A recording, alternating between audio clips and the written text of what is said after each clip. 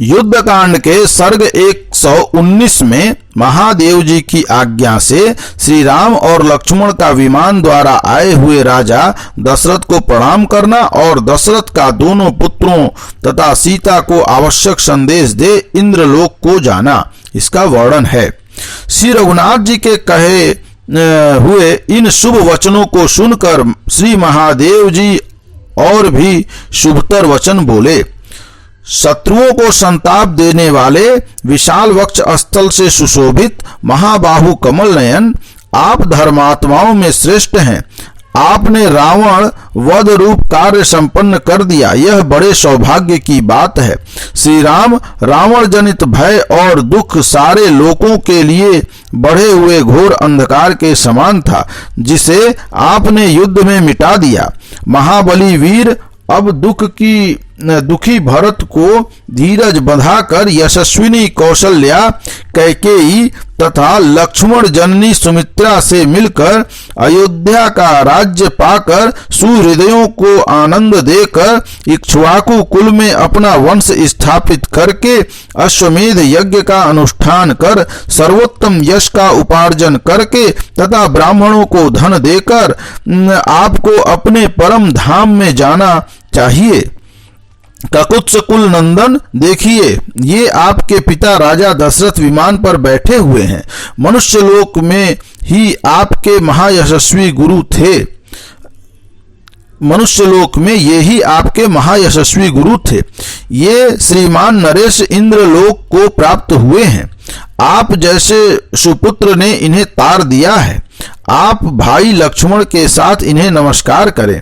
महादेव जी की यह बात सुनकर लक्ष्मण सहित श्री रघुनाथ जी ने विमान में उच्च स्थान पर बैठे हुए अपने पिता को प्रणाम किया। भाई लक्ष्मण सहित भगवान श्री राम ने पिता को अच्छी तरह देखा। वे निर्मल वस्त्र धारण करके अपने दिव्य शोभा से देदीप्यमान थे। विमान पर बैठे हुए महाराज दशरथ अपने प्राणों से भी प्यारे पुत्र श्री राम को देखकर बहुत प्रसन्न हुए। श्रेष्ठ आसन पर बैठे हुए उन महाबाहु नरेश ने उन्हें गोद में बिठाकर दोनों बाहों में भर लिया और इस प्रकार कहा, राम, मैं तुमसे सच कहता हूं, तुमसे विलग होकर मुझे स्वर्ग का सुख और देवताओं द्वारा प्राप्त हुआ सम्मान भी अच्छा नहीं लगता है। आज तुम शत्रुओं का वध करके पूर्ण मनोरथ हो गए और तुमने वनवास की अवधि भी पूरी कर ली। यह सब देखकर मुझे बड़ी प्रसन्नता हुई। वक्ताओं में श्रेष्ठ रघुनंदन, तुम्हें वन में भेजने के लिए कैकेयी ने जो जो बात कही थी वे सब आज भी मेरे हृदय में बैठी हुई है। आज लक्ष्मण सहित तुमको सकुशल देखकर और हृदय से लगाकर मैं समस्त दुखों से छुटकारा पा गया हूँ, ठीक उसी तरह जैसे चंद्रमा कुहरे से निकल आए हों। बेटा, जैसे अष्टावक्र ने अपने धर्मात्मा पिता कहोल नामक ब्राह्मण को तार दिया था, वैसे ही तुम जैसे महात्मा पुत्र ने मेरा उद्धार कर दिया।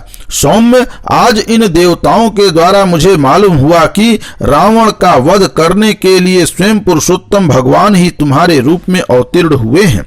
श्री राम, कौशल्या का जीवन सार्थक है, जो वन से लौटने पर तुम जैसे शत्रुसूदन वीर पुत्र को अपने घर में हर्ष और उल्लास के साथ देखेंगी।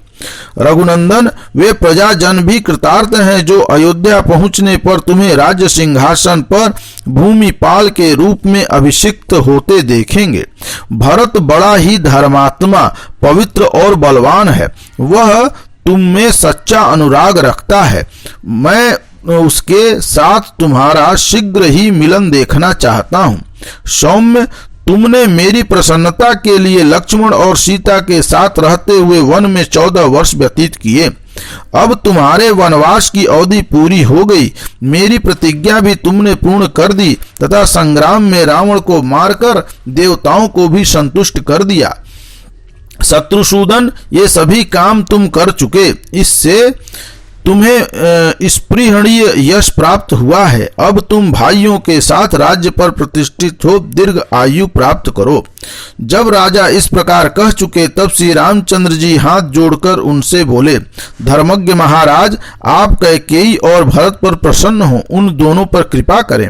प्रभो, आपने जो कैकेयी से कहा था कि मैं पुत्र सहित तेरा त्याग करता हूँ, आपका यह घोर श्राप पुत्र सहित कैकेयी का स्पर्श न करे। तब श्री राम ने बहुत अच्छा कहकर महाराज दशरथ ने उनकी प्रार्थना स्वीकार कर ली और हाथ जोड़े खड़े हुए लक्ष्मण को हृदय से लगाकर फिर यह बात कही, वत्स, तुमने विदेह नंदनी सीता के साथ श्री राम की भक्ति पूर्वक सेवा करके मुझे बहुत प्रसन्न किया है। तुम्हें धर्म का फल प्राप्त हुआ है।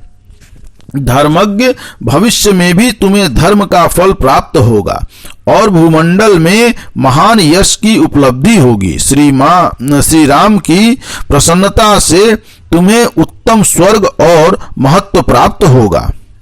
सुमित्रा का आनंद बढ़ाने वाले लक्ष्मण, तुम्हारा कल्याण हो। तुम श्री राम की निरंतर सेवा करते रहो। ये श्री राम सदा संपूर्ण लोकों के हित में तत्पर रहते हैं।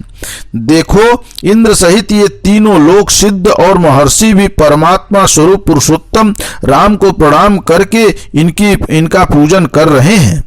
सौम्य, शत्रुओं को संताप देने वाले ये श्री राम देवताओं के हृदय और परम गुह्य तत्व हैं। ये ही वेदों द्वारा प्रतिपादित अव्यक्त एवं अविनाशी ब्रह्म है। विदेह नंदनी सीता के साथ शांत भाव से इनकी सेवा करते हुए तुमने संपूर्ण धर्माचरण का फल और महान यश प्राप्त किया है।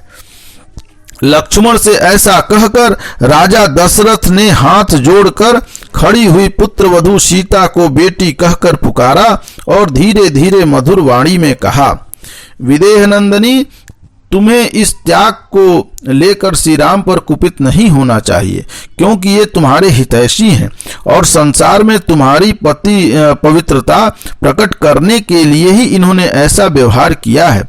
बेटी, तुमने अपने विशुद्ध चरित्र को परिलक्षित कराने के लिए जो अग्नि प्रवेश रूप कार्य किया है वह दूसरी स्त्रियों के लिए अत्यंत दुष्कर है। तुम्हारा यह कर्म अन्य नारियों के यश को ढक लेगा। पति सेवा के संबंध में भले ही तुम्हें कोई उपदेश देने की आवश्यकता न हो, किंतु इतना तो मुझे अवश्य बता देना चाहिए कि ये श्री राम ही तुम्हारे सबसे बड़े देवता हैं। इस प्रकार दोनों पुत्रों और सीता को आदेश एवं उपदेश देकर रघुवंशी राजा दशरथ विमान के द्वारा इंद्रलोक को चले गए। निपश्रेष्ठ महानुभाव दशरथ अद्भुत शोभा से संपन्न थे। उनका शरीर हर्ष से पुलकित हो रहा था। वे विमान पर बैठकर सीता सहित दोनों पुत्रों से विदा ले देवराज इंद्र के लोक में चले गए। इस प्रकार युद्ध कांड का यह सर्ग 119 यहाँ पूर्ण हुआ। बोलिए राजा रामचंद्र की जय।